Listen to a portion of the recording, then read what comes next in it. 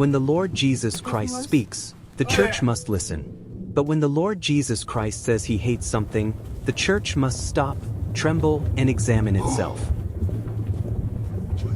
In the letters to the 7 churches of Asia, Jesus walks among the candlesticks with eyes like fire and a voice like many waters. He commends, he corrects, he warns, and he calls his people back to himself. Yet in the midst of all his words, there is one doctrine, one system, one pattern of behavior that he marks with a rare and fearful label, which thing I hate. That doctrine belongs to a group called the Nicholaitans. The Nicholaitans are mentioned only twice in Scripture, but their shadow stretches across church history and into our present day. They appear in Ephesus, where the church hated their deeds, and in Pergamos, where the church tolerated their doctrine. What Ephesus resisted, Pergamos embraced. And what Pergamos embraced, later generations institutionalized. The Nicolaitan spirit did not die in the 1st century, it simply changed clothing. The very name, Nicolaitan, exposes the heart of the system. It comes from 2 words meaning, to conquer, and the people. It describes a religious structure that elevates a spiritual elite while suppressing the liberty of ordinary believers. It is a doctrine that replaces the priesthood of all saints with the domination of a few.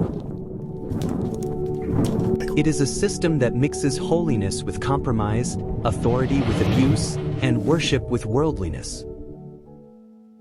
It is the same spirit that corrupted Israel through Balaam, infiltrated the early church through false teachers, and continues to shape religious systems that look impressive on the outside but enslave the people of God on the inside.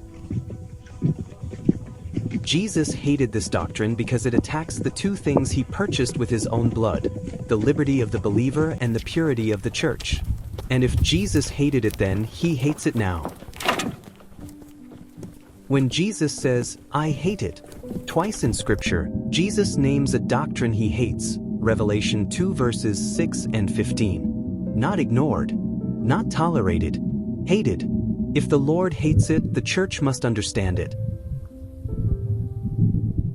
The Nicolaitans appear in 2 churches. Ephesus, they hated the deeds. Pergamos, they tolerated the doctrine. The name that exposes the system. The meaning of Nicolaitan. Nico means to conquer, dominate, subdue. Laus the people. Nicolaitans equals those who conquer the people.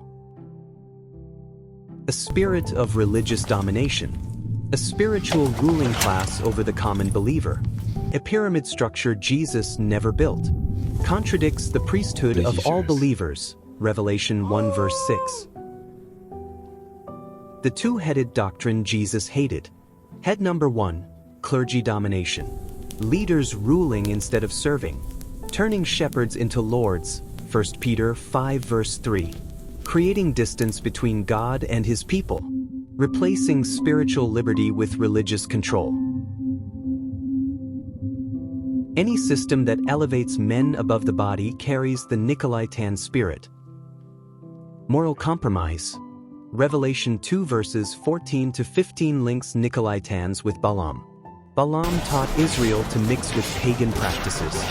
Nicolaitans taught the church to blend with the world. Eating things sacrificed to idols. Sexual immorality. Cultural compromise disguised as grace. When the church marries the world, it divorces holiness. The 2 churches and their 2 responses. Ephesus, they hated the deeds. They discerned early. They refused the system. Jesus commended them. Pergamos, they held the doctrine. They tolerated what Ephesus rejected. They lived where Satan's seat was.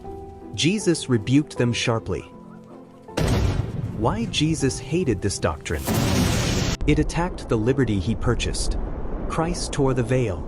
Nicolaitans tried to sew it back up. Christ made all believers priests. Nicolaitans tried to create a new priesthood. It corrupted the purity he demands. Holiness replaced with compromise. Worship mixed with worldliness. A church that looks like Pergamos becomes a church that becomes Babylon. How the Nicolaitan spirit appears today. Hierarchical religious systems. Celebrity-style ministry. Leaders who dominate instead of equip. Churches that blend with culture to stay relevant. Grace used as a license for sin. Spiritual control disguised as authority. Any system that puts men on a pedestal and puts the people in chains is Nicolaitan. Ephesus hated what Jesus hated. Pergamos tolerated what Jesus hated. The question for today's church: will we be Ephesus or Pergamos? The doctrine Jesus hated is not simply intellectual error, it is a system that elevates human tradition, pride, or control above the living God. It misleads sincere seekers, blinds hearts to his love, and hinders faith. In contrast, the teaching he embraced illuminates God's grace, calls people to genuine repentance, and inspires a life of humility, compassion, and trust in him.